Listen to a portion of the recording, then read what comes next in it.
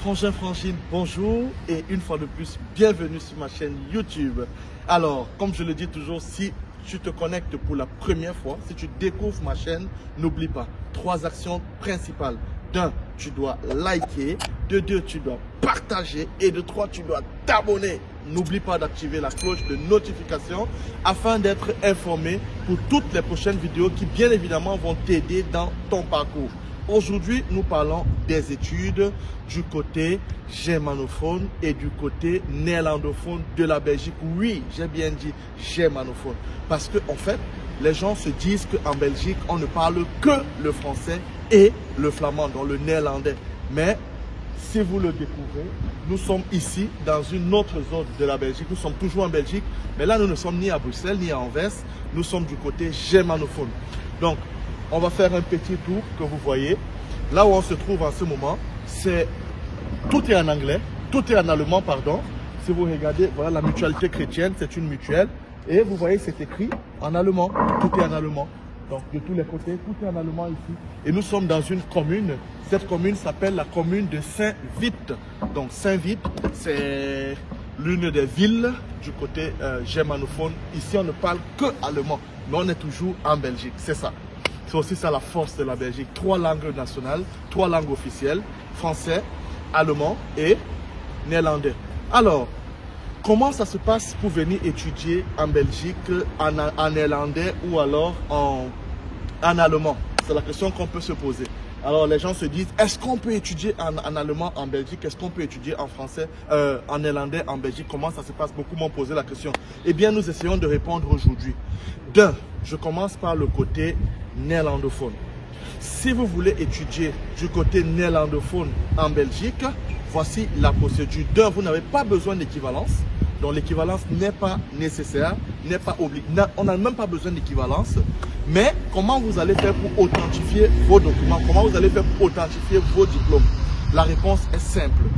Première étape, vous devez prendre votre, si vous voulez venir étudier en master, je commence par là parce que c'est plus simple. Si vous voulez étudier en master, vous devez être titulaire d'un bachelor. Ça veut dire que vous devez avoir fait la section anglophone. Au Cameroun, peut-être, je ne sais pas dans quel autre pays, je ne sais pas si dans les autres pays on fait également soit anglophone. Donc ceux qui sont au Nigeria, ceux qui sont au Ghana, ceux qui sont dans les pays anglophones, vous avez déjà cet avantage d'avoir étudié en anglais. Donc vous avez peut-être un GCE et vous avez un bachelor. Ceux qui ont étudié peut-être à Bamenda, ceux qui ont étudié à Bouéa, ceux qui ont étudié à je ne sais pas où encore.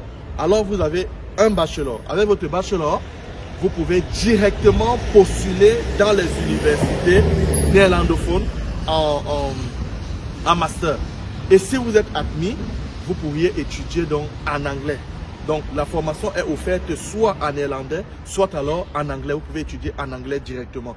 Alors, pour cela, vous devez faire quoi? Vous devez faire certifier vos documents. Certifier vos documents. Mais parlons d'abord de ceux qui veulent étudier donc en bachelier, ça veut dire en licence 1, en licence 2 ou en licence 3. Les études en bachelier en Belgique, du côté néerlandophone, ne se font que en néerlandais. Il n'y a pas d'études en bachelier en anglais, non. Vous devez étudier en néerlandais. Pour cela, qu'est-ce qu'il faut faire? Vous avez 2 procédures. Vous allez d'abord demander une admission. Vous demandez l'admission en bachelier à l'université de votre choix. Vous avez l'université d'Anvers, vous avez l'université de Hassan, vous avez l'université de Gand, vous avez, donc il y a plusieurs universités, vous avez même l'université catholique de Louvain, mais du côté de Leuven, donc ça s'appelle KU Leuven, je le dis en français parce que je ne saurais le dire en néerlandais. Donc, vous postulez dans ces universités pour la rentrée de septembre 2024 et non 2023. Donc ce sera pour l'année 2024-2025. C'est là où vous allez postuler. Et une fois que vous avez postulé pour l'année 2024-2025 et que vous obtenez une admission, sachez que d'abord vous allez avoir on va vous appeler pour faire un entretien, pour voir si vous connaissez l'anglais et tout. Mais je reviendrai sur les documents nécessaires à apporter. Mais ce que vous devez savoir, c'est que vous devez postuler pour l'année 2024-2025 et non pour 2023-2024. Une fois que vous avez obtenu une admission, donc dans l'une de ces écoles, ce que vous faites, c'est quoi? C'est qu'avec cette admission pour l'année 2024-2025, vous allez maintenant postuler au centre de langue pour faire les cours de langue. Et il n'y en a que deux dans la zone néerlandophone de la Belgique. Il n'y a que deux universités. L'université d'Anvers, où vous pouvez faire les cours en néerlandais, les cours de langue, et l'université de Gand. Donc, si vous postulez dans l'université d'Anvers, par exemple, vous leur donnez votre admission pour 2024-2025. Là, vous leur montrez que j'ai déjà été admis et comme ce parcours sera en néerlandais, je veux étudier le néerlandais. Eux, maintenant, ils vont vous donner une admission au centre de langue, donc au cours de langue pour 2023-2024. Donc, vous vous trouvez avec deux admissions. Comme ça, vous montrez à Campus Belgique que la première année, je vais faire les cours de langue et la deuxième année, je vais commencer l'école proprement dite et j'ai déjà même l'admission pour cette année-là. Donc voilà comment ça se passe.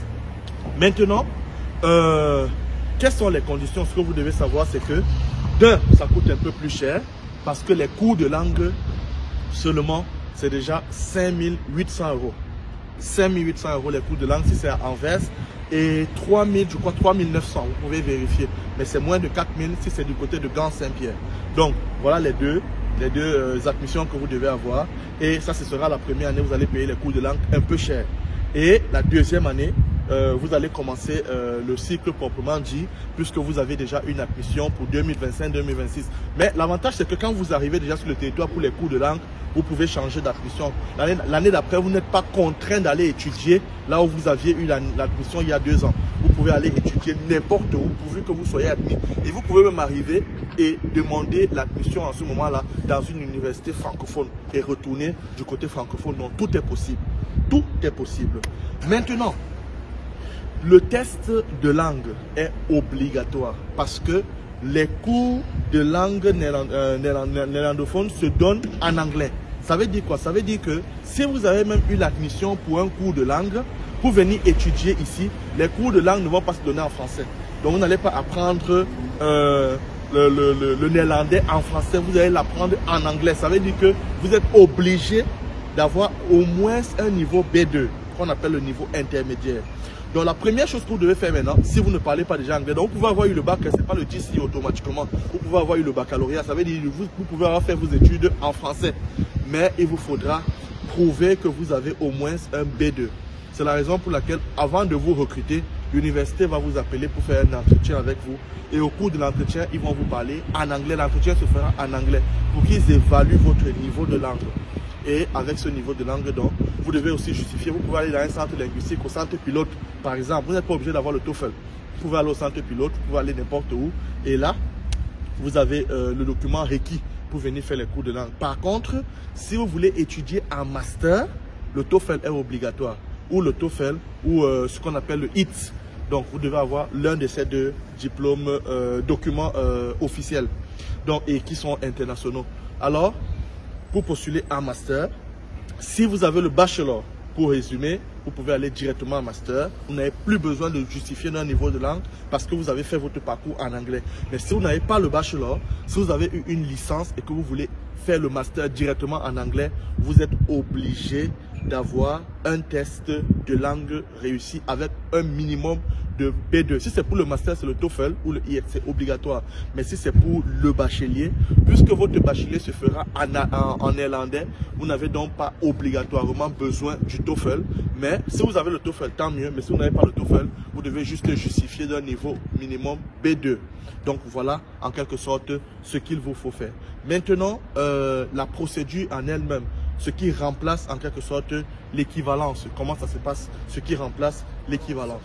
Et ce dont vous avez besoin, que vous fassiez la procédure pour le bachelier ou le master, contrairement au côté francophone, donc contrairement à ce qu'on appelle la Wallonie-Bruxelles, parce que je dis encore, en Belgique, vous avez la Wallonie et Bruxelles, qui sont la zone francophone, et puis vous avez la Flandre, qui est la zone néerlandophone, et puis vous avez le côté germanophone. Donc voilà les trois côtés de la Belgique, bien que ce soit juste un tout petit pays. Alors revenons à ce qui nous intéresse. Donc je le disais tantôt, la première étape, c'est la légalisation de ces documents. Donc c'est même l'authentification, parce qu'il y a une différence entre l'authentification et la légalisation. Vous allez vous rendre au ministère de l'enseignement supérieur. Et au ministère de l'enseignement supérieur, vous allez authentifier tout simplement vos diplômes. Donc d'abord le baccalauréat. Arrivé là-bas, ils vont, sur votre bac, on va cocher que tout est OK. Donc ils vont vérifier. Après l'authentification au ministère de l'enseignement supérieur, vous allez partir maintenant au ministère des Relations extérieures, le MINEREX. Et au niveau de, en tout cas, ça dépend des pays, donc vous allez au MINEREX pour légaliser maintenant. Donc tout ce dont vous aurez besoin, c'est 1000 francs. Quand vous êtes au ministère, parce qu'il vous faut le timbre, et quand vous allez au MINEREX, vous avez besoin aussi de mettre le timbre sur la lettre de demande de légalisation. 1000 francs aussi, c'est tout. Et au MINEREX, vous allez donc aussi légaliser. Et après la légalisation au MINEREX, vous allez maintenant aller légaliser cette fois-ci à l'ambassade. N'oubliez pas, c'est TLS qui gère la légalisation, qui est la courroie de transmission entre l'ambassade et les étudiants. Donc vous allez déposer vos documents pour légalisation à TLS Contact. Et TLS va transférer vos documents à l'ambassade. Et une fois que la légalisation sera complète, on va vous rappeler. Donc vous allez voir, vous allez dépenser entre 10 000 maximum et entre 8 et 15 000 francs au niveau de TLS. Parce qu'en fonction du nombre de pièces que vous avez à certifier, à authentifier ou alors à certifier. Donc, à ce moment-là, vous devez donner votre baccalauréat. Si vous avez une licence, vous donnez votre licence. Si vous avez un master, vous mettez votre master. Bref, tous vos diplômes et tous vos relevés de notes depuis le baccalauréat. Donc, du bac jusqu'à tout ce que vous avez fait, jusqu'au niveau où vous êtes actuellement. Vous allez tout déposer. Et eux, ils vont légaliser. Ça veut dire qu'ils vont montrer qu'ils ont reçu tous vos documents et l'ambassade va vous renvoyer un document. C'est comme la prise en charge. Donc ce sera une annexe que l'ambassade va vous remettre et sur ce document, vous allez voir tout simplement un QR code. C'est ça que l'ambassade vous donne et vous remet tous vos documents. Et ce QR code, c'est avec ce QR code que vous allez maintenant postuler pour demander une admission. Quand vous postulez, l'établissement fait quoi? L'établissement va simplement scanner le QR code. Et lorsque l'établissement scanne le QR code, l'établissement reçoit directement tous les documents que vous avez déposés à l'ambassade. Donc, le QR code renvoie vers tous vos documents, de sorte que vous n'avez même plus besoin de les mettre. Et l'établissement sait donc que vos documents sont authentiques et que vos documents sont passés devant les autorités compétentes.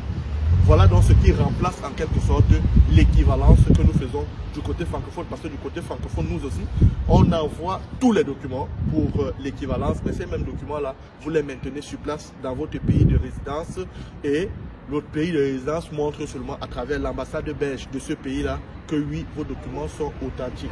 Donc voilà en quelque sorte les étapes de la procédure pour les admissions dans les écoles, dans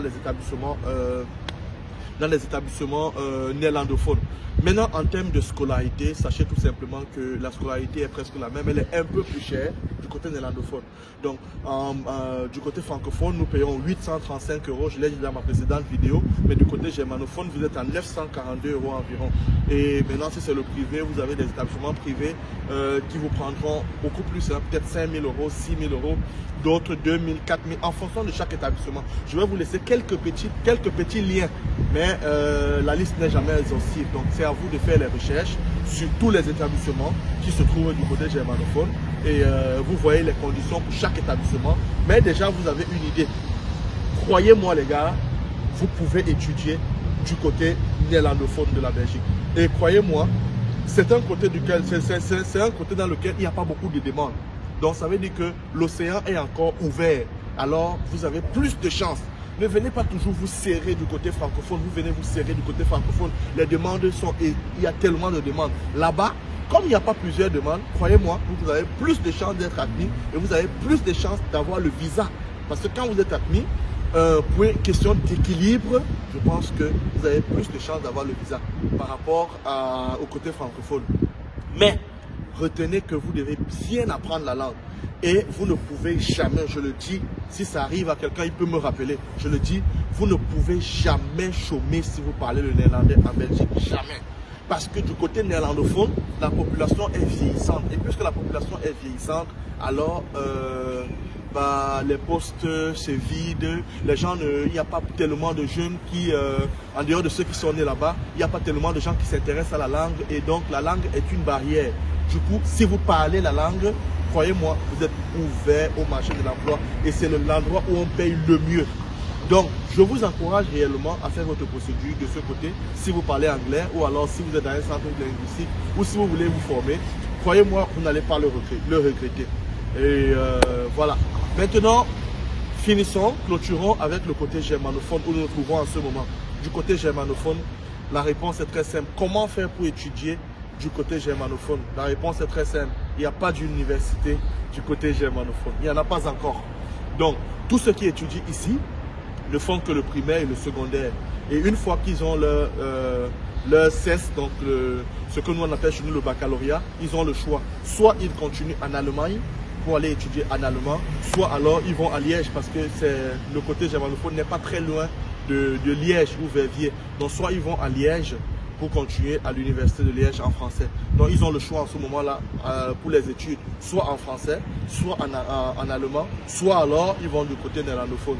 Mais il n'y a pas encore une université proprement dite où on enseigne qu'en allemand ici en Belgique, pas encore. Donc je suis venu chercher sur place et on m'a dit désolé mais nous n'en avons pas encore. Donc voilà en quelque sorte les informations que je pouvais vous apporter aujourd'hui sur les études ici en dehors du français. Alors une fois de plus, merci de m'avoir écouté. N'oubliez pas de liker, de vous abonner et surtout de partager. Cliquez sur la cloche de notification afin d'avoir l'information sur toutes les vidéos. Si vous voulez me contacter, si vous voulez rejoindre notre groupe WhatsApp, n'oubliez pas, mon numéro se trouve toujours en description parce que certains me disent où est votre numéro. Le numéro se trouve en description de la vidéo. Vous pouvez me joindre directement et vous pouvez vous faire aider. Personnellement, si cela vous intéresse, nous restons ouverts. Merci et bonne année à tous.